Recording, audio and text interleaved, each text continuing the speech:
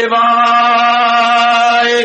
हरि ये परमात्मा ने प्रेम न क्लेश नाचाय गोविंदाय। नमो नमः गोविंदाय नमो नमः। श्री कृष्ण गोविंद हरि मुरारे वरात नारायण वासुदेव।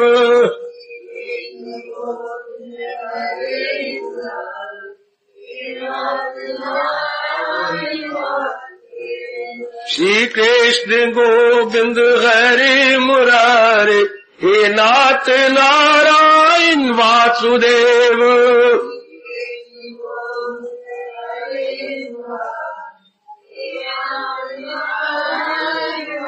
आओ मिलके बोलेंगे नाथ नारायण वासुदेव। आओ प्रेम से बोलेंगे नाथ नारायण वासुदेव। जय हो श्री कृष्ण गोविंद हरि मुरारे हे नाथ नारायण वासुदेव।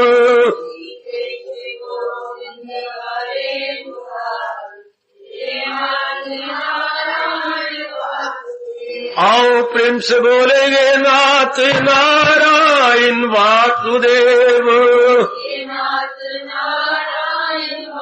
आओ मिलके बोलेंगे नाथ नारायण वासुदेव। जय हो श्री कृष्ण गोविंद हरे मुरारे हे नाथ नारायण वासुदेव।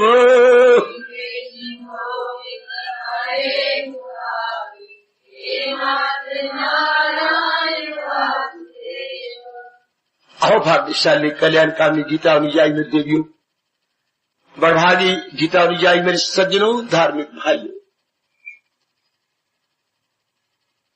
हार्दिक आशीर्वाद।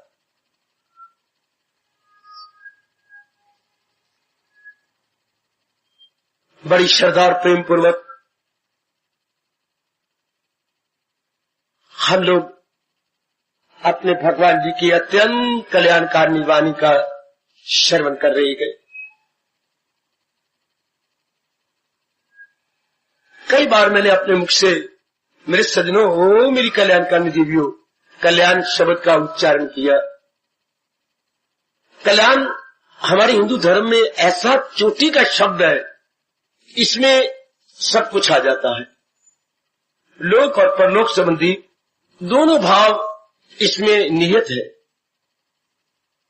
इसके अर्थ है, हे मेरे अंतर्यामी, हे मेरे इष्ट देव, कल्याण इजिकल टू मैं समझा रहा हूं भाई, मुझे संसारिक नाना प्रकार के झंझटों से, आदि व्याधि उपाधि अर्थात शारीरिक मानसिक और पारिवारिक कलेशों से बचा लो।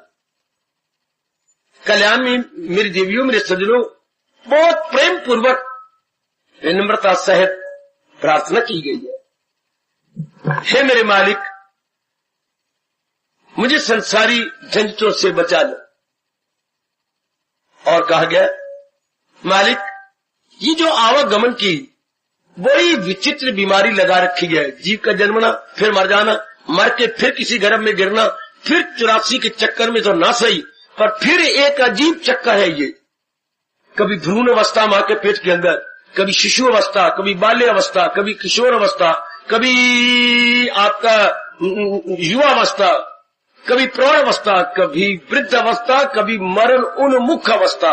दाता इन सारी अवस्थाओं से मेरा मन बहुत तंग आ चुका है, तो मुझे मुक्त कर दो।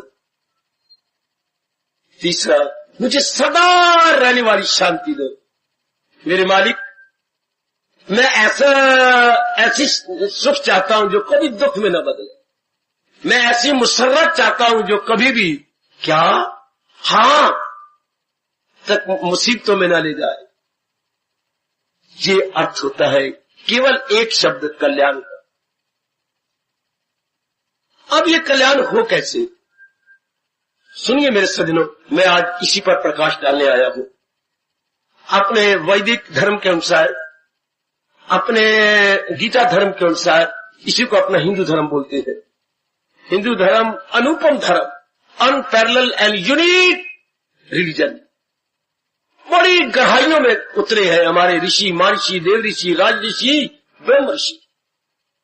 उन्हीं के हम बच्चे कहलाती हैं और बड़ी शौक से किसी ऋषि को लेकर अपना गोत्र मानते हैं।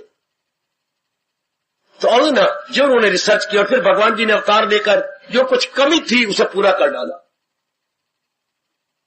तो अब विचार करें,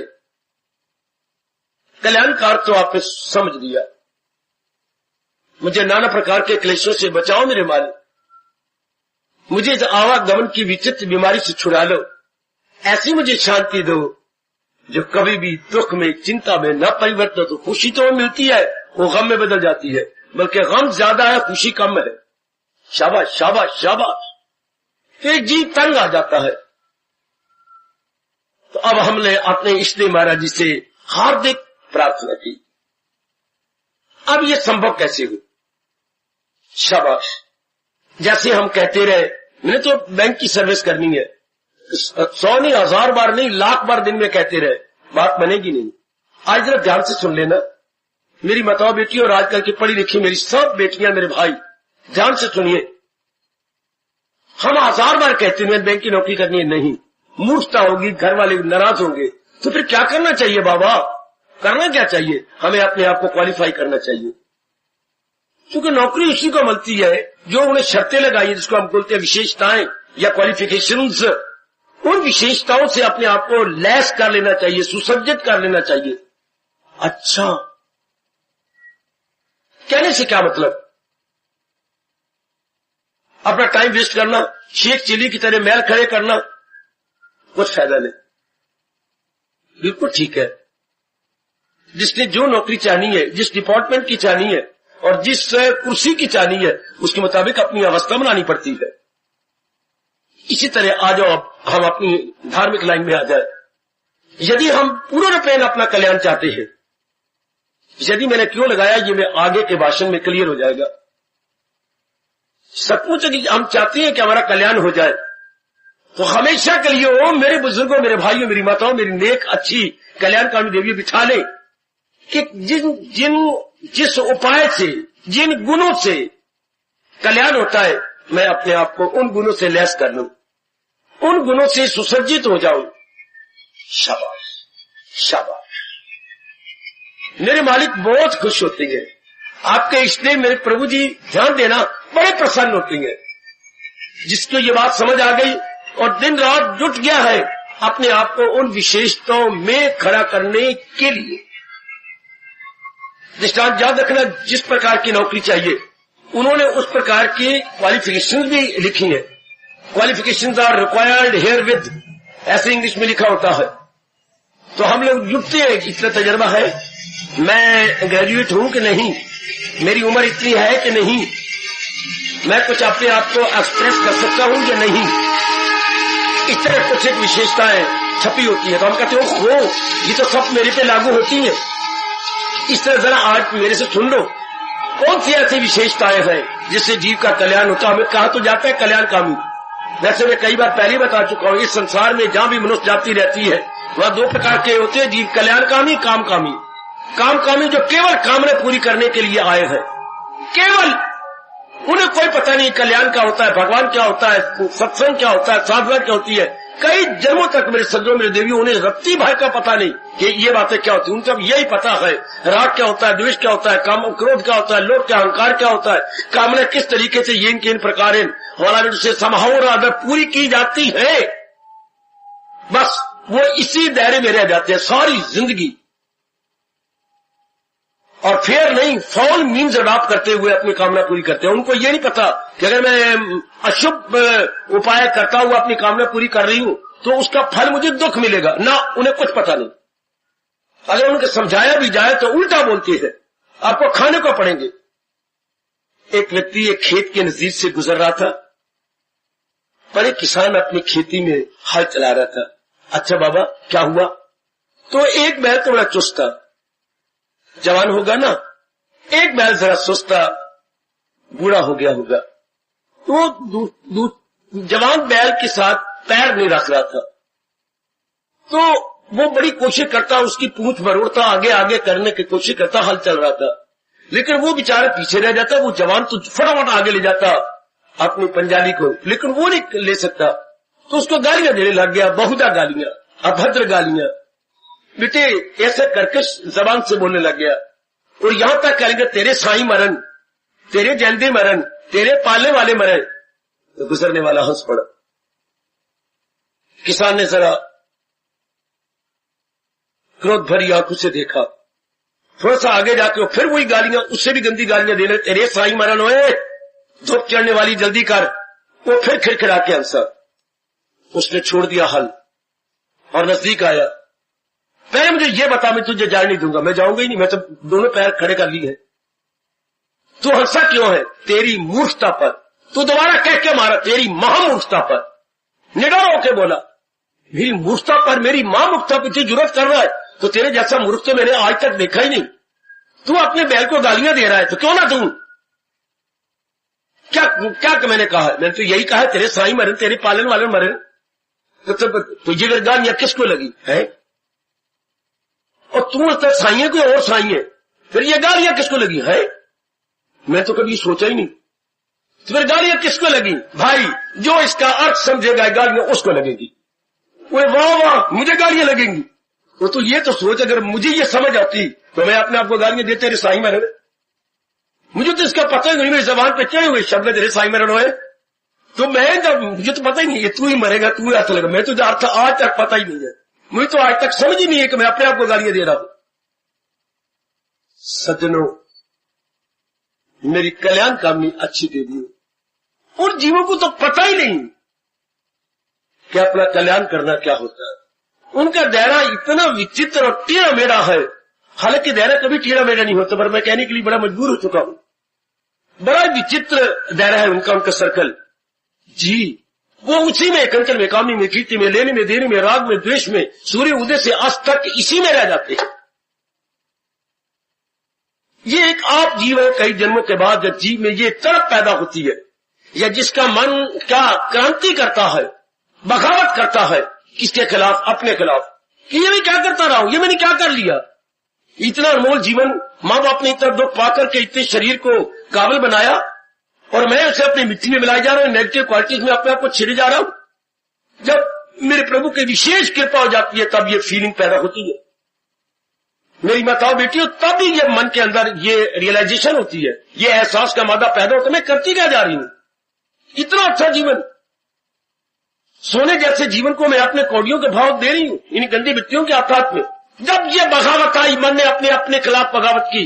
Here is the true part of the mind. Two part of the mind. Mind now is divided into two parts. एक शुभ मन, एक अशुभ मन, एक good will and bad will. वाह, भारतीय मनोविज्ञान जिंदाबाद, इंडियन साइकोलॉजी जिंदाबाद। या भारतीय मनोविज्ञान चोटी को चढ़ने लगा कि जब इंसान में ये मन के दो भाग हो जाती है। अब शुभ मन अशुभ मन के खिलाफ बगावत करता है, जैसे कभी प्रजा शासकों के खिलाफ, गवर्नमेंट के खिलाफ बगावत करती है।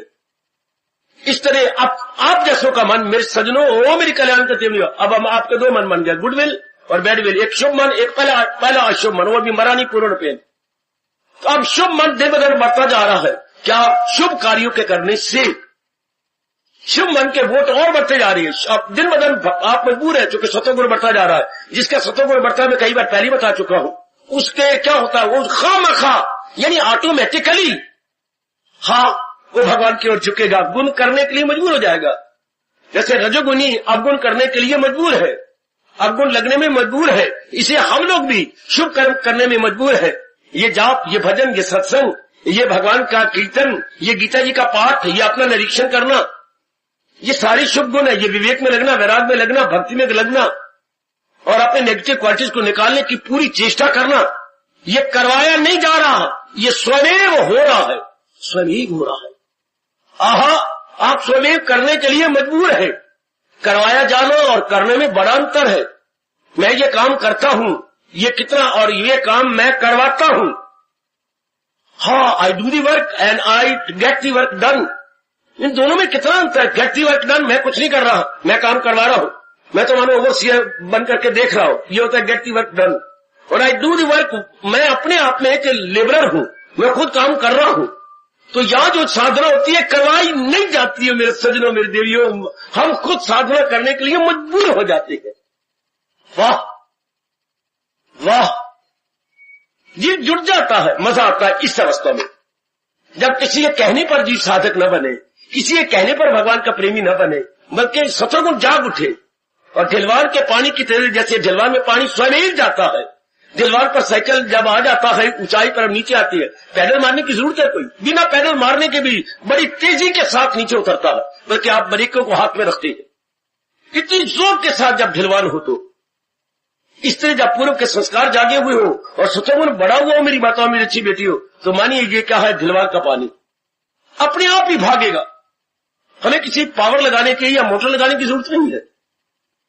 हाँ, अति सुंदर, इसी को महापुरुष बोलती हैं सच्चा साधक पक्का साधक, सच्चा साधक पक्का साधक, कि ये अपनी साधना कर लेगा। क्योंकि साधना आपके जीवन का अंग बन जाती है, शुभ कर्म करना आपके जीवन के पार्ट एंड पार्सल, अभिन्न अंग, जैसे ये हमारे अंग हमारे शरीर के अभिन्न inseparable part and parcel of our physical body, inseparable, ये अलग नहीं हो सकते। एक एक अंग हमारा शरीर का जो भी है, ऊपर से नीचे तक, फ्रॉम टिप टू टो या नख से शिख तक, सारे अंग एक तरह ऐसे जुड़े हुए हैं कि हम अलग नहीं कर सकते। इस तरह हमारे जीवन में साधना यानी शुभ कर्म करना हमारे जीवन का स्वभाव बन जाएगा। चाहे आप बड़ी बड़ी कुर्बानियां करेंगे, लेकिन आपकी कसम आप मन में महसूस ही नहीं होगा कि मैंने शुभ कर्म की, क्योंकि स्वभाव जो बन गया, स्वभाव जो बन गया। जैसे किसान का स्वभाव जो बन गया था गालियां देना, पर वो इसके अर्थ नहीं जानता कि ये सारी गालियां तो मुझे लग रही हैं। एक उसकी तकिया कलाम बना हुआ है, यानी चर्चित शब्द है उसके जो बोली जा रहा। इस तरह आपका ये शुभ स्वभाव बन जाता है, कुर्बानियां करना, जुटना, लगना, कम सोना कम खाना, आय हाय, कम सोना कम खाना गम खाना, ये किसी ने कहा नहीं है, बल्कि आपका अपना स्वभाव है। इस अवस्था में बोलते हैं ये सच्चा पक्का साधक है। परमात्मा करे जितने उपस्थित मेरे सज्जन, मेरे भाई, मेरी माताएं और उपस्थित बेटियां बैठी हैं, हम इसी जुमरे में आ जाए, हमारा साधना करना स्वभाव बन जाए, तब हम कल्याणकामी कहलाते हैं। और आप बन चुके हैं, चाहे आप केवल आज के दिन आते हैं, संडे एडिशन है, और चाहे आप प्रतिदिन सुबह शाम आते हैं, आप ये स्वभाव बन गया। सुंदर। तो आइए ना, जब ये अवस्था बन जाती है तो जीव हाथ धो के पीछे पड़ जाता है। किसके पीछे? अपने, अब ध्यान देना, अपने पुराने अशुभ इरादों के पीछे। अभी आपका पुराना जो है अंतःकरण मरा नहीं, आपका पुराना अंतःकरण मरा नहीं, जो पुराना अशुभ अंतःकरण, अशुभ अंतःकरण मतलब जिसमें अशुभ विचार थे, अशुभ इरादे थे, अशुभ विचार थे, अशुभ क्रियाएं थी। देखिए मैं क्या बोलता जा रहा हूं, अशुभ संगत थी, अशुभ खाना पीना था, वो भी है, पूरा मरा नहीं। इसलिए आपके कल्याण में देरी होती जा रही है, वरना बड़ी जल्दी जीव का कल्याण हो जाए। आज मेरे भगवान की एक एक बात पर जरा विचार तो कर लेना। आज मेरी अच्छी माताओं, मेरी नेक बेटियों, विचार करना, क्यों देरी होती जा रही है। रविवार वाले दिन ही आप सप्ताह में जरूर आते हैं, और रोज आने वाले रोज ही आ रहे हैं कुर्बानी करके। और कई मेरे ऐसे मेरे जीव में मेरी माता बेटी या परिवार है जो सुबह शाम आ रहे गए। तो इतना करने के बाद क्यों नहीं, क्या इतना जल्दी कल्याण क्यों नहीं हो रहा? एक ही जवाब आपके भारतीय सभ्यता संस्कृति के परमपिता व्यास जी देते हैं, क्या वो पुराना इंसान मरा नहीं, जिसमें अवगुण जब अशुभ इरादा मैंने कहा, अशुभ विचार मैंने कहा, अशुभ मैंने कर्म कहा, अशुभ आदत कही, अच्छा अशुभ संगत कही, अशुभ खाना पीना कहा, ये अभी पूर्ण पेन भस्मीभूत नहीं हुए। अच्छा, इसलिए आपके कल्याण में अंतर पड़ रहा है। यदि मेरे भगवान की कृपा से ये खत्म हो जाए, और ये कैसे खत्म होते हैं? तीव्र वैराग से, intense non attachment, intense non attachment.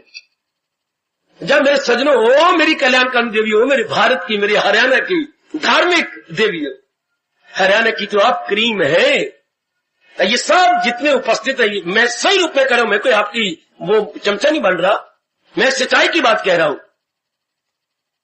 क्या आप हरियाणा या भारत की क्रीम है, भारत की मलाई है, जो अपने अंदर गुण भर के अवगुणों को निकाले जा रहे हैं, उनको मेरे व्यास जी कहती है वो तो बहुत उत्तम इंसान है। मैं उत्तम की जगह क्रीम कह रहा हूं, क्रीम ऑफ द सोसाइटी, बड़े उत्तम इरादे शुभ।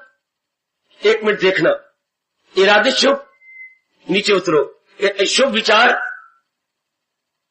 शुभ कर्म, शुभ संगत, शुभ खाना पीना, शुभ अभ्यास करना, इसको देवता बोलते हैं। फिर आपको मानव कहना, इंसान कहना पाप है, बल्कि फिर आप देव पुरुष बनते जा रहे हैं। और जब ये अवगुण थे तब हम क्या थे? असुर थे। तब क्या थे? राक्षस थे। तब क्या थे? शैतान थे। शैतान क्या होता है? अपना भी और दूसरों का जो हानि करे, जो नुकसान पहुंचाए, नेगेटिव क्वालिटी इतनी हो जाए कि उसका अपना ही बेड़ा गर्क होगा, दूसरों का भी। अंगारा अपने आप को भी साड़ के राख बना देता है और दूसरों को भी राख बनाएगा। तो ये समय जिससे हम 2-4 हो रहे हैं और ये 20वीं शताब्दी गुजरी है, जिसके 2 साल और है, ये सब क्या था? बड़ा अजीब वक्त, अपने को भी नुकसान पहुंचाना, दूसरों के। हम तो डूबेंगे सनम, तुमको भी ले डूबेंगे हम, इजिकल टू 20वीं शताब्दी। आने वाली पीढ़ियां हमें लानत मारेंगी कि एक दूसरे को बेटा बाप के खिलाफ, माँ अपनी बहन या बेटी अपनी माँ के खिलाफ, बहनें बहनों में कोई प्यार नहीं, भाई भाई में कोई प्यार नहीं, पड़ोसी एक दूसरे को कचहरियों में बुला रहे हैं, लड़ाई झगड़ा फसाद। कल युग मीन्स कलह युग, कलह, लड़ाई झगड़े फसाद का युग। ऐसे अजीब युग में आपको मेरे भगवान वाणी दे रहे अपनी इतनी चोटी की वाणी, जो आप अपने जीवन में ढालने की भरसक चेष्टा कर रहे हैं। सराहनीय और बड़ी आदर्श बात है मेरी देवियों, मेरी भगवत देवियों, बहुत अच्छी बात है। इसी को देव पुरुष बोलते हैं। इंसान देव पुरुष कैसे बनता है? कहां से चला? एक नर पशु से। शक्ल तो हमारी मनुष्य वाली जरूर है, अंग भी मनुष्य वाले, लेकिन अंग को क्या करें, शक्ल को क्या करेंगे यदि अकल मनुष्य वाली ना हो तो। आहा, जरा डिस्टिंग्विश करना मेरे अच्छे भाइयों, मेरी बेटियों, मेरी माताओं। शक्ल है इंसानों वाली, पर शक्ल जाए राख में, अकल होनी चाहिए ना। भगवान जी ने जो जोर दिया वो शक्ल पे नहीं, याद रखना अकल पे। भगवान हमें चोटी की अकल देने आए थे, समझ देने आए थे, विवेक की नहीं बुद्धि देने आए थे, प्योरिफाइड एंड क्लैरिफाइड इंटेलेक्ट देने आए थे। समझ लीजिएगा, शक्ल माँ बाप ने दी, शक्ल नहीं बाबा भगवान ने दी। बेटे मेरी बात मानो, शक्ल माँ बाप देता है, क्योंकि हर बेटी बेटा या बच्चा माँ बाप पे आता है। किसी पे माँ जी की अपीयरेंसेस है और किसी में पिताजी की शक्ल है। कैसे आपस में मिलते हैं? बहन भाई हम थोड़े, आप अभी तो मुझे मिलने आता है, मेरी पहली नजर ही बताए आप बहन भाई हैं। हाँ, हम दोनों, जी मेरी बड़ी बहन है, मैं छोटा भाई, बिल्कुल शक्लें मिलती है, आप तो जानते ही हैं, बिल्कुल आप पहचानते होंगे। क्या आप दोनों बहनें हो? हाँ, ये आटे के एक जैसे पेड़े हैं, इतने मोटे मोटे हैं, मक्खन के पेड़े खाए हुए, एक जैसी शक्लें उनकी नजर आती हैं, भाई की एक जैसी शक्लें। शाबाश। तो शक्लें माँ बाप देता है, अकल भगवान देता है। और वो भी मैं पहले अपनी ही लब दोनों उंगलियों को लगा के और अपने कानों के छोरों को लगाना चाहता हूं। अकल किसी किसी को देती है, शायद मेरे मालिक मेरे पे नाराज होंगे। जिसको अकल कहती है, अकल बाबा किसे कहती है? जिस अकल को भली प्रकार पता लग गया है, शुभ क्या है, अशुभ क्या है, उचित क्या है, अनुचित क्या है, प्रॉपर क्या है, इम्प्रॉपर क्या है।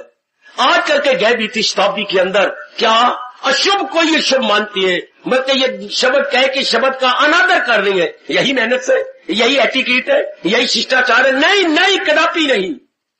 मेहनत का मतलब होता है अपने लिए और समाज के लिए जो गुणकारी हो, लाभकारी हो।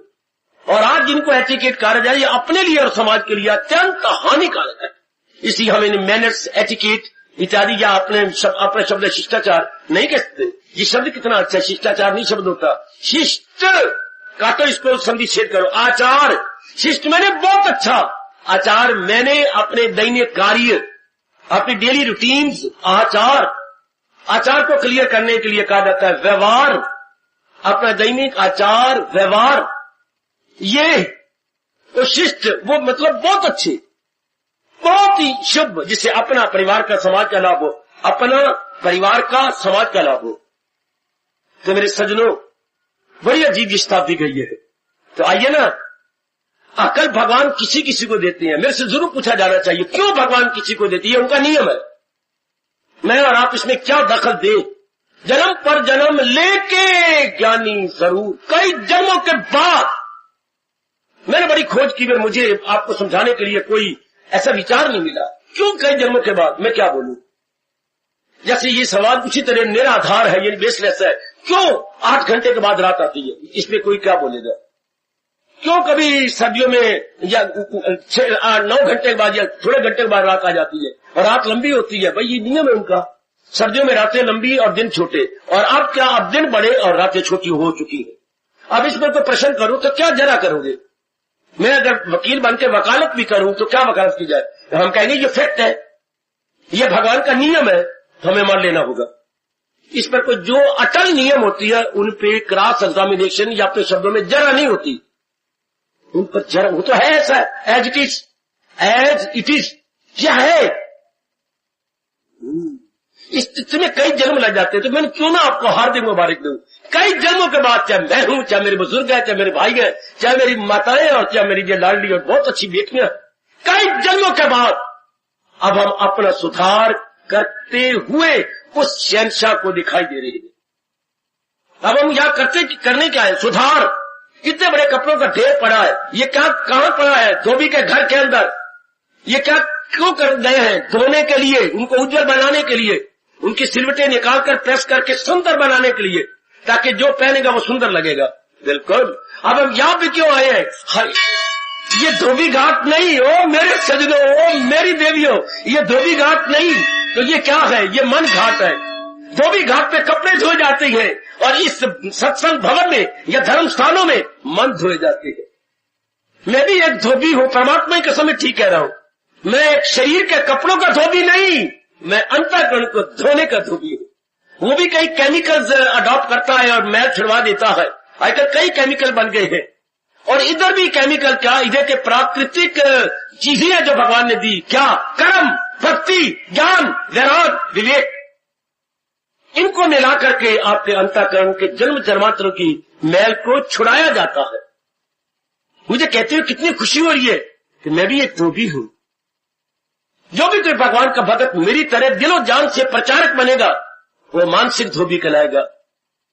वो है शारीरिक धोबी, शरीर के कपड़ों को साफ करने वाला। हमें आपकी बुद्धि को, मन को, चित्त को, अहंकार को निर्मल करके क्या, किसके योग्य, भगवान के योग्य बनाते। वो किसके योग्य बनाता, आपको समाज में चलने फिरने के योग्य में। कपड़े सुंदर, साड़ी सुंदर, आपका सूट सुंदर, आपका सूट सुंदर बन गया, बड़े अच्छे लगती है, सुंदर लगती है। हाँ, वो समाज में चलने के आपको एक जेंटलमैन बना देता है, एक भद्र। हम आपको किसके योग्य बनाते हैं, समाज के बनो या ना बनो, सबसे पहले आप भगवान के योग्य बन जाते हैं। अंदर वाला जीव चुके, अंदर वाला जीव निर्मल हो जाता है, विमल हो जाता है, स्वच्छ हो जाता है, प्योरिफाइड एंड क्लैरिफाइड। समझिए आप। इसलिए यहां क्या होता है, हम अपना सुधार करते हैं। सुधार, आहा आहा आहा। धार क्या होती, धारा। बेटे जैसे जल जा रहा हूं तो जल की धारा जा रही है ना। हाँ, तो पहले क्या थे, कुधार। पहले हमारी धारा थी, लेकिन गंदगी की ओर जा रही थी। रब्बा मेरा, जैसे अंबाला का गटर, जैसे अंबाला का गंदे पानी का नाला किधर जा रहा है, गंदगी की ओर जा रहा है और गंदगी से भरा हुआ है। वो कुधार है। और गंगा का हम क्या कहेंगे, सुधार। वो अपने पिता सागर में मिलने जा रही है गंगा, और पानी कितना स्वच्छ है, निर्मल है। बैल इसी तरह अब हम सुधार। चुप हो जाता हूं, लगाम लगा लेता हूं। आप विषय बोलिए। हमारे आयुर्वेद में समझ दुनिया वालों को समझाता है कि जब आपके इरादे अशुभ, विचार अशुभ, क्रियाएं अशुभ, खाना पीना अशुभ हो जाएगा, कोई भी आपको बीमारी से बचा नहीं सकता। ब्रह्मा जी भी आ जाए तो आपको बीमारी से छुड़ा नहीं सकते, क्योंकि जैसा बीज वैसी फसल, जैसे इरादे और विचार वैसे ही हमारे आगे शरीर बन जाना है। इसलिए मेरा हिंदुस्तान, मेरा भारत, मेरा जो है धार्मिक भारत पुकार के कहता है, अकल दुरुस्ती में मन दुरुस्ती, और मन दुरुस्ती में न भूलना मेरे धार्मिक भारत, मेरे धार्मिक भारतीय, न भूलना sound intellect as a sound mind, sound mind as a sound intellect body. यानी अकल दुरुस्ती में मन दुरुस्ती और मन दुरुस्ती में तंदुरुस्ती। बड़ी अच्छी तंदुरुस्ती मारी गई जब इंसान के विचार और कर्तव्य बर्बाद हो गया। और ये शुरू होता है अक्ल शुभ होनी चाहिए। शुभ का मतलब जो भगवान जी ने कहा है, ये नहीं कि इस गुरु ने कहा, संत ने कहा, नहीं नहीं नहीं।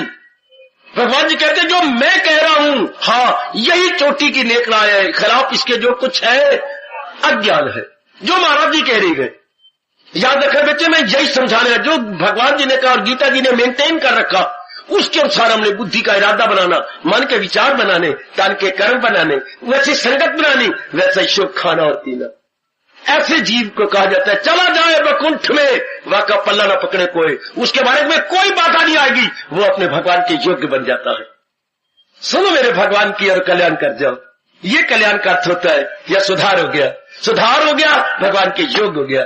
सुधार को अंग्रेजी बोलती है री, अलग कर दो, और ई फिर डैश दे दो, री फॉर्मेशन। री मैंने एक नई, दोबारा फॉर्मेशन ने शक्ल, उसने एक सुंदर नई शक्ल ले ली, हाय हाय, इसे इकट्ठा बोलते हैं रिफॉर्मेशन।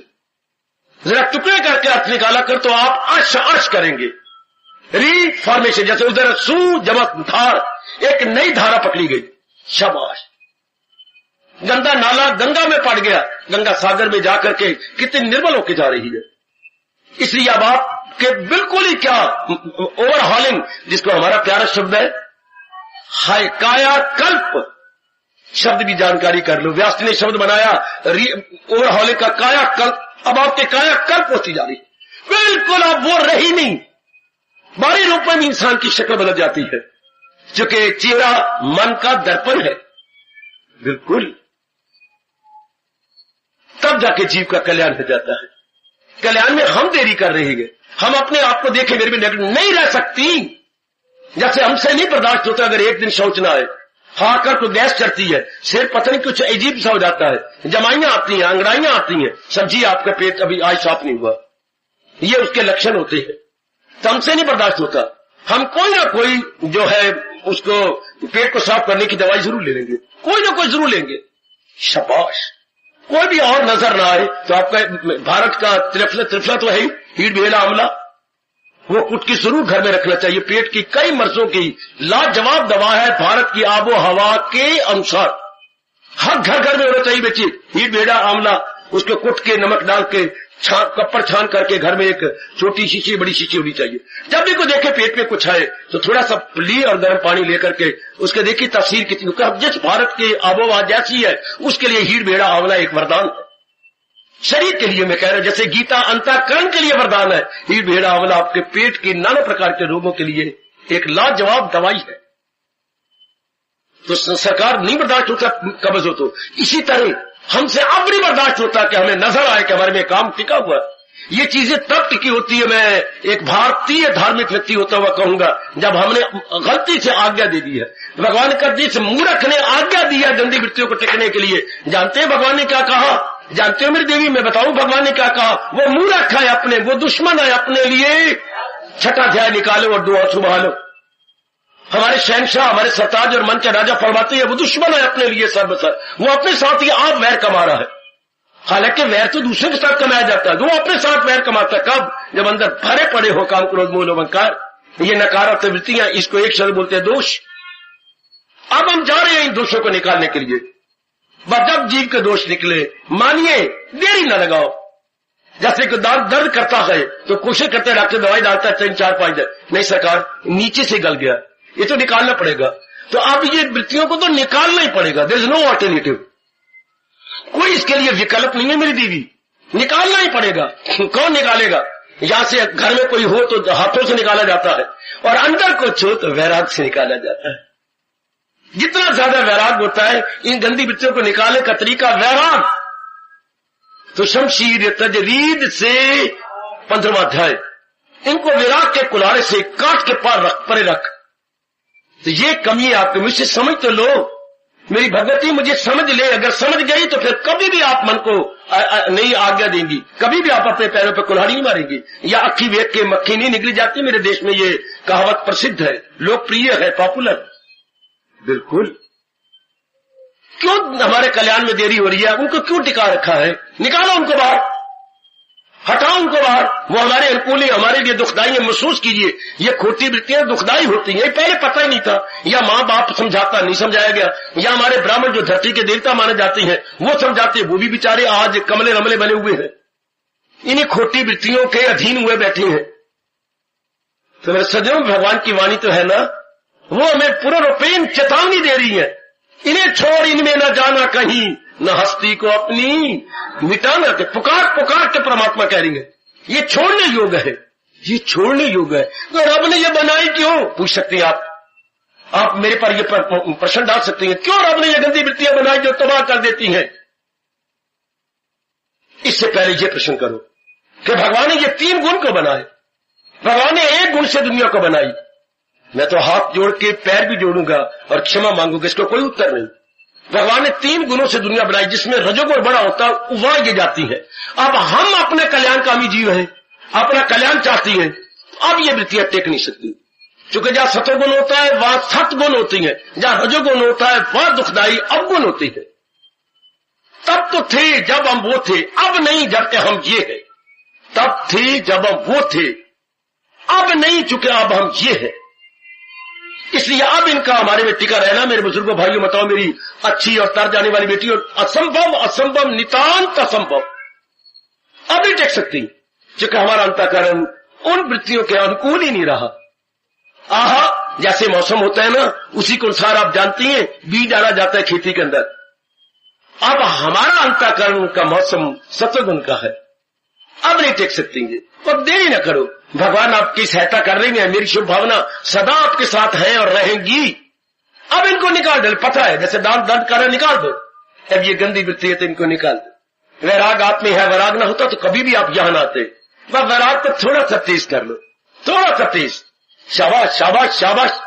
जब जल्दी जल्दी सब्जी और रोटी बनानी होती है, कोई देर दफ्तर को हो गई, स्कूल को, तो जरा आंच को तेज कर लेती है और फटाफट बनाई जाती है। बल्कि मुन्नी को बुलाते, बेटी मेरे पास आ जा, मैं वेलती जाती हूँ, रखती जा, तू ऊपर उतारती जा, वेलती जा, घी लगाती जा, फटाफट भोजन तैयार हो जाता है, फटाफट। और दूसरे चूल्हे के ऊपर हम सब्जी रख लेती है। इसी तरह फटाफट तैयारी कीजिए कि मैं अब इन बच्चे और कुछ नहीं करना, मेरे से स्पष्ट पूछ लो। अगर कोई इधर उधर की बातें बनाता है तो आपको धोखा दे रहा है। इंसान ने कुछ नहीं करना, सिर्फ नेगेटिव क्वालिटी को निकाल देना है, फिर सब कुछ बना बनाया है।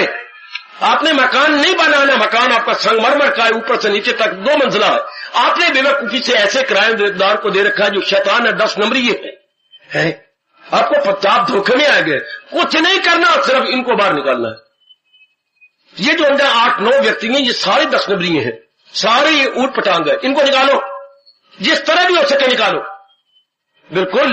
बाकी मकान बना बनाया शानदार है।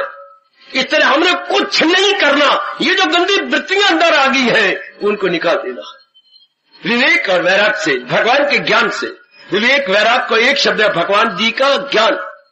महाराज जी ज्ञान से निकाल, जैसे आप आ रहे हैं, ये जो सुन रही हैं और आपका बुद्धि और मन एग्री करती हैं, आप इसको अपने जीवन में लाइए, व्यवहारिक रूप दीजिए मेरी बेटी, इसे क्रियात्मक रूप दीजिए। बस ऐसे स्थानों पर यही लाभ है कि आपके अंदर की ओवरहॉलिंग कर दे, आपकी काया कल्प कर दे। भगवान जी ने, हमारे व्यास जी ने जो हिंदुस्तान में जगह जगह ऐसे स्थान बनाए, केवल इसीलिए कि जीव को पता लग जाए कि मैं अपने साथ वैर कमा रहा हूं, जीव को समझ आ जाए कि मैं अपने साथ आप ही दुश्मन बनी हूं। नहीं, मैंने इनको निकाल देना है, मैंने अपने अंदर इनको नहीं रहने देना। शाबाश। जैसे आज आपने देखी, मैंने भी देखी अपने भवन के टीवी में, जो आप कभी कभी धार्मिक देखती हैं, तो कितने अच्छी तरह। अब क्या चाहिए, आज तो रोते खड़े हुए कि नहीं, आज सुदामा जी का चित्र देखते हुए। विश्वकर्मा जो है सुशीला के सामने, पता नहीं उन्होंने नाम वसुंधरा क्यों रखा है, सुदामा जी की घरवाली का नाम था सुशीला। अब क्यों रखा ये मैं नहीं जानता, ना मेरी बुद्धि काम करती है। तो सुशीला कहती है, आप कौन है? मैं विश्वकर्मा हूं। विश्वकर्मा? हाँ। मैं आपकी क्या, आप क्यों आए? मुझे भगवान कृष्ण ने आपके पास भेजा है। किस लिए? सुदामा जी का महल बनाने के लिए। मैं एक बहुत अच्छा भगवान जी के महल की तरह एक बहुत दैवी महल बनाने आया हूं, जिसमें जो भी रहेगा, हाँ, वो क्या रहेगा, वो कुशल और सुखपूर्वक रहेगा। कुशल और उनका शब्द कुशल और मंगल पूर्वक रहेगा, ऐसा बनाने आया हूं। नहीं, रुकिए विश्वकर्मा जी, रुकिए। हाय सुशीला, मेरा और मेरी धार्मिक जनता का तेरे चरणों में अगणित बार प्रणाम। क्या गजब का जवाब दिया। नहीं, रुकिए। क्यों? हमारा महल बनाने से पहले हमारे सारे वृंद गांव के अंदर ये सारों के महल बन जाने चाहिए। क्यों? हमारा इनके ऊपर बड़ा भारी ऋण है। मेरे पतिदेव जी घर घर से भिक्षा मांगते थे, इन्होंने हमारी बड़ी मदद की है। मैं अपना महल बनवा लूं, और जिन्होंने हमारे शरीर को जिंदा रखा, हमें पाला परोसा, हमारे दुख में हमारे साथी बने, तो मैं उनकी ओर ना देखूं? क्या मैं एक इंसान की बेटी नहीं है? क्या कहा सुशीला? पहले उनके महल बनाइए शानदार, उसके बाद हमारा बनाइए, वरना मैं पाप की भागन बन जाऊंगी। पहले मैं भगवान से पूछ लूं। अंतर्मुखी हुए, भगवान ने कहा बिल्कुल ठीक कह रही है, बहुत अच्छी, कितनी उदार चित्ता है ये नारी, हमें बहुत प्रसन्न हुआ। बना दो बना दो, पहले उनके बनाओ बाद में इनके, पहले उनके बनाने चाहिए। जरूर ये ठीक कह रही है। और मेरी सरकार, वो सरकार नहीं मानी कि मैं अच्छी हूं, इसी तरह ना माने और सुशीला की तरह कि क्या मेरे अंदर गंदगी रह जाए, नहीं रह सकती आप। वो तो एक पॉजिटिव रूप में कहे तो पहले उनको अच्छा बना दो फिर हमारा बने, इधर में नेगेटिव रूप में तो पहले इन गंदगी को निकालो, फिर अच्छाइयां अपने आप आ जाती हैं। मैं फिर कहना चाहता हूं अपनी धार्मिक जनता को, धार्मिक बेटियों और माताओं को, करना क्या है हमने यहां करके? केवल अशुभ वृत्तियों को निकाल देना है, अशुभ वृत्तियों को। यस, बिल्कुल निस्संदेह होकर कह रहा हूं, यही साधना है। कान फूंको तो आंख बंद करो, ये अपने आप हो जाएंगे। परमात्मा की कसम, गीता की कसम, मुझे अपनी कसम, धार्मिक भारत की कसम, ये अपने आप हो जाएंगी। पहले गंध भरा पड़े, मैं अब आंख लगाऊं तो मैं अब ध्यान लगाऊं तो मैं सांस खींचूं, कोई ठोस लाभ नहीं। मैं ये सब कुछ करके देख चुका हूं। ठोस लाभ ये है कि मैं बदल जाऊं, मैं क्वालिफाइड हो जाऊं, मेरे में विशेषताएं आ जाएं जो कि साधक में आनी चाहिए। फिर देखिए ध्यान लगता है कि नहीं अपने आप, स्वयं ध्यान लगेगा। क्यों? जब गंदी वृत्तियां गई तो एक का चिंतन हुआ, एक का चिंतन हुआ तो मन समाधि में गया। एक का चिंतन रहेगा, अनेक चिंतन ही होगा। अनेक चिंतन में इंसान मन आवारागर्दी करता है। जब गंदी वृत्तियां गई तो एक का चिंतन, बिल्कुल एकाग्रता, 1 पॉइंटेडनेस तो अपने आप आई और जीव तलीन हुआ। करके देख लो। मैं तो एक सप्ताह के लिए नहीं आया कि यहां सम्मेलन नहीं हो रहा, यहां तो हमारे जीवन और मरण का मेलन हो रहा है। कैसे जीना है और कैसे मरना है हम ये सीख रहे हैं। खुशी से कैसे जिए, और अगर बिगड़ बजे भगवान का तो खुशी से कैसे इस कलेवर को, इस शरीर को, इस वप्पू को छोड़ जाए।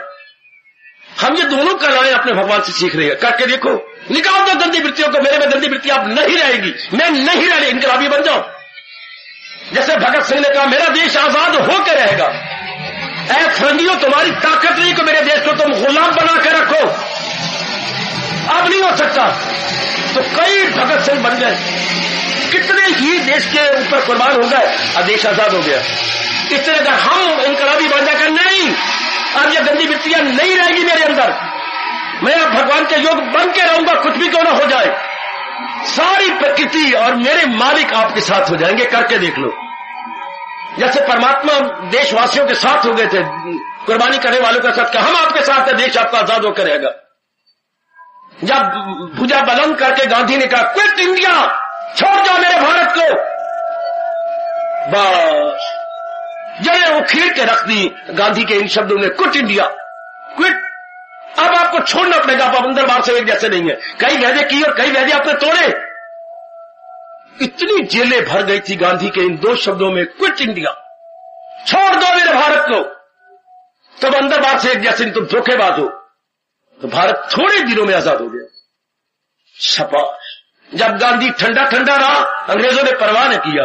जब गांधी उनके लिए अंगारा बन गया, बस वो हिंदुस्तान में नहीं टिक सके। रातों रात जहाजों कई तो मारे गए, और जो बचे वो रातों रात ही हवाई जहाज द्वारा उड़ गए। सरकार ऐसे ही आप बगावत कीजिए अपने खिलाफ। उन्हें बगावत की थी फरंगियों अंग्रेजों के खिलाफ, हम बगावत कर रहे हैं अपनी बैड क्वालिटीज के साथ। फिर देख लेना आप इस स्थान का कितना लाभ आपको पहुंचता है। फिर देखना मेरी बेटी, आप बिल्कुल यथार्थ रूप में भगवती मातेश्वरी बन जाएंगी, आप चमक उठेंगी। जब गंदी वृत्तियां गई, बात जब बादल हटे, सूर्य आन बान शान से चमकता है ना, है कि नहीं? जब पूर्णिमासी के दिन और ऊपर को बदली आ जाए, हट जाए, तो कैसी पूर्णिमा अपनी ठंडक पहुंचाती है, कितनी अपनी शीतलता हमें प्रदान करती है। इसे बोलते हैं ज्योत्सना। एक विशेष शब्द व्यास जी ने बनाया, ज्योत्सना, चांद की ज्योत्सना, ठंडक चारों ओर फैल रही होती है। इस तरह से अवगुण निकालिए, फिर ठंडक की ठंडक, फिर सब कुछ जो शास्त्रों में लिखा हुआ अपने आप होगा, अपने आप। सरकार एक बार बेटा स्कूल में जाना चाहिए, चाहे कार पे ले जाओ, फिर आगे मास्टर जी चपरासी अपने आप, बेटे आगे चलो, किस क्लास में जाना है, कच्ची पक्की में, चलो जहां लिखा हुआ है एक, उस कमरे बैठ जा। वो आगे अपने आप प्रबंध हुआ पड़े, स्कूल में भेजो तो सही, एक बार गंदी वृत्तियां निकालो तो सही, फिर तो सब कुछ मालिक ने कर रखा है। क्योंकि कलयुग में तो थोड़े जीव होते हैं जो कल्याण कामी होते हैं, बाकी सब काम कामी, मैंने ये कामना पूरी करनी, मैंने वो करना, मैंने ये करना, इस तरह करते करते करते अपनी उम्र को काट देती है और शमशान में लेट जाती। थोड़े से आप जैसे गिनती में जीव होते हैं जो कल्याण चाहते हैं कि नहीं, अब मैंने जन्म लिया, फिर मैं जन्म नहीं लेना, अब गंदी वृत्तियां भरी हैं, सबको गंदी वृत्तियों को निकाल के छोड़ूंगा, ये थोड़ी आपको बोलते हैं कल्याण। कल्याण चाहने वाले अर्थात वो सदा शांति लेना चाहती है, वो आवागमन के चक्कर छूट जाना चाहती है, वही नाना प्रकार की मुसीबतों से निकल जाना चाहते हैं, जिनको आदि व्याधि उपाधि शास्त्रीय शब्दों में बोलते हैं। तो जीव देवता बन गया, केवल देव पुरुष ही भगवान की जात में जाते हैं। ये नालायक और बेवकूफ करोड़ों रुपया देश का तबाह कर दिया अमेरिका ने, क्या गंदी वृत्तियों लेके ये चांद में जाना चाहते थे, क्या हम चांद में कितने मर गए इनके, और फिर अगर वहां से चीज बटोर के लाए तो पत्थर, और पत्थर भी निर्जीव, जिनमें कोई जीव नहीं है। शर्मिंदा हुए उन्होंने अपने मुंह पर 6 चांटे मारे कि हमने कितनी माताओं के बच्चों को मार डाला, और मिला क्या, ये पत्थर। चांद के बाहर जीव ही नहीं है, निर्जीव बेटे जो पत्थर कुछ लाया है, कोई 7 या 8 टुकड़े, तो उस पर हर देश में उसमें उसकी रिसर्च अब तक हो रही है, उसमें जीव ही नहीं है। हालांकि जीव तो जर्रे जर्रे में है, लेकिन चांद के बाहर जो वो लाए उनमें निर्जीव है। करोड़ों रुपया देश का बर्बाद कर डाला, इतनी पावर लगा करके, और मिला क्या, कुछ भी नहीं, क्योंकि वहां तो जीव जाते सतोगुनी है, तपस्वी है। अब वो इस बात पर रिसर्च कर रही है। तो मैं आपको पहले ही बता रहा हूं, किनका कल्याण होता है, जो अपनी खोटी वृत्तियों को निकाल देते हैं, ना कि इनकी तरह अहंकार में गंदी वृत्तियों समेत और शिगार पीते हुए ऊपर जाएंगे। आओ महादेव पुत्रों से चलो सही, वही शिगार इनके लिए चिता बन गई, वही धुआं चिता की धुआं साबित हो गया कि इस तरह आकर में और गंदी वृत्तियों समेत आप अप्रोच करना चाहती है भगवान के पास। जी, बच्चा मल मूत्र में लिपटा हुआ और पिताजी के गोदी में आ जाए, कभी नहीं हो सकता जब तक कि उसको धोया जाए, संवारा जाए, सुंदर न बना जाए। एक पिताजी की गोद में जाने के लिए बच्चों को इतना सुंदर बना के उसके ऊपर खुशबू डाली जाती है, और एक भगवान के योग्य बनाने के लिए कि हम अपने आप को सुंदर नहीं बनेंगे क्या, हम उनके योग्य नहीं बनेंगे क्या, क्यों नहीं, क्यों नहीं, क्यों नहीं।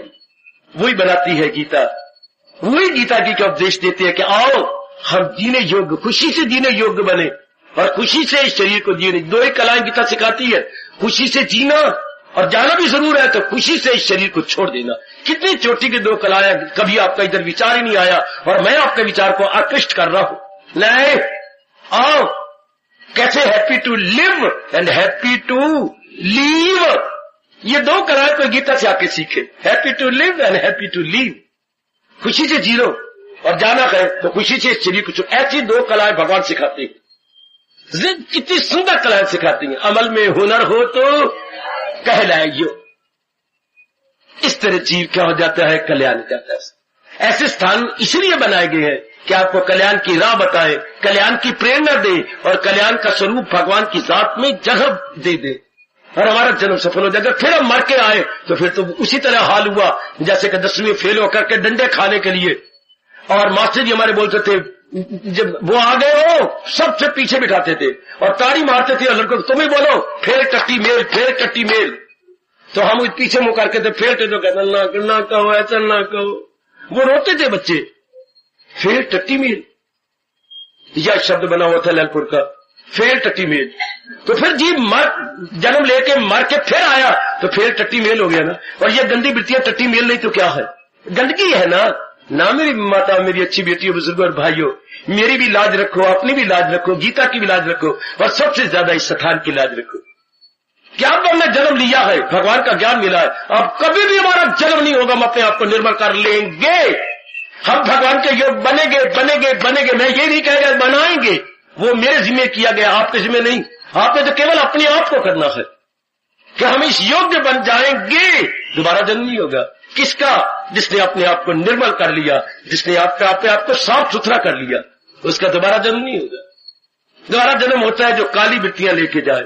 इसलिए मैं आखिर में कह रहा हूं, आपका देश पुकार पुकार के क्या शताब्दियों से कह रहा है। मैं संस्कृत का अनुवाद अपनी भाषा में कर रहा हूं, वो तो श्लोक है, मैं एक साधारण शब्द में बोल रहा हूं। क्या मेरा हिंदुस्तान अनादिकाल से कह रहा है? यही हम सबको कह रहा है। जा रहा हो इस जहां से जब आखिरी वक्त, जा रहा हो जब इस जहां से आखिरी वक्त, कफन के साथ लिपटी हुई कोई आस न हो। सुनो मेरे भारत की धार्मिक जनता, सुनो मेरे भारत की धार्मिक देवियों, हम सब ने आखिरी वक्त जाना है। जा रहा हो जब इस जहां से आखिरी वक्त, कफन के साथ लिपटी हुई कोई आर्ज न हो।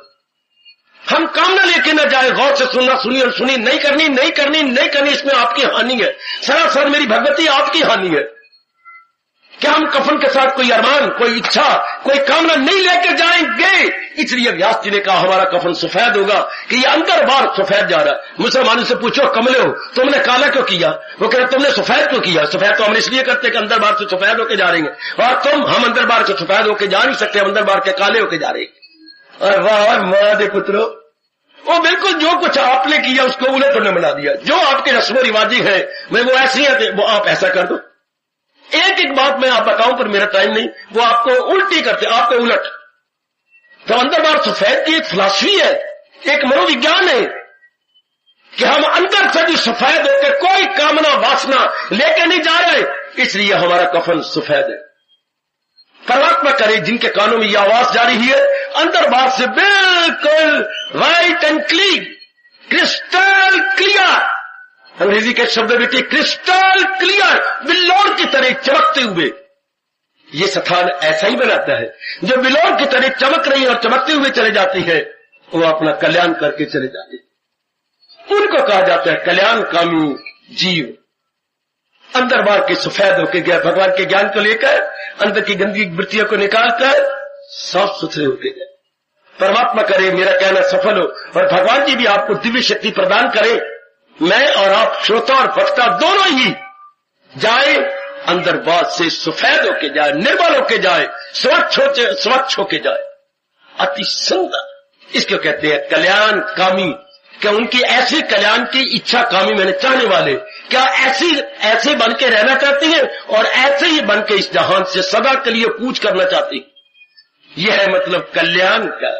समझे मेरे बुजुर्गों, मेरे भाइयों, बताओ हो मेरी अच्छी और लाडली बेटियों, ऐसी बन के जाना। नारी का हठ बहुत प्रसिद्ध है, ऐसी हठ कर लो कि मैं ऐसी ही रहूंगी और ऐसी जाऊंगी, कोई भी खोटी वृत्ति अपने अंदर नहीं रहनी दूंगी, नहीं रह। और जब आप पक्का इरादा कर लेंगे नहीं रह सकती, जब आप दृढ़ निश्चयी हो जाएंगे तो नहीं रह सकती खोटी वृत्तियां। और जब इतना पक्का इरादा होता है तो जानती हैं, तभी मेरे भारत में ये कहावत बड़ी प्रसिद्ध है, परमात्मा उन्हीं की सहायता करती है जो अपनी सहायता के लिए कमर कस लेते हैं। जब हमें कमर कस लेकर नहीं रहने देना इन खोटी वृत्तियों को, ये अत्यंत हानिकारक है, बस उनके पैर हिल जाते हैं, अब नहीं रह सकते, क्योंकि उन्होंने पक्का इरादा कर लिया। परमात्मा करे ऐसा ही हो, परमात्मा करे मेरे देवियों में कह रहा ऐसा ही हो। भारत का जयकारा फिर मैं लगाता हुआ खामोशी ले रहा हूं। जा रहा जब इस जहां से आखिरी वक्त, कफन के साथ लिपटी हुई कोई आरज़ू ना हो, कफन के साथ लिपटी हुई कोई, कफन के साथ लिपटी हुई कोई, कफन के साथ लिपटी हुई कोई। आशीर्वाद।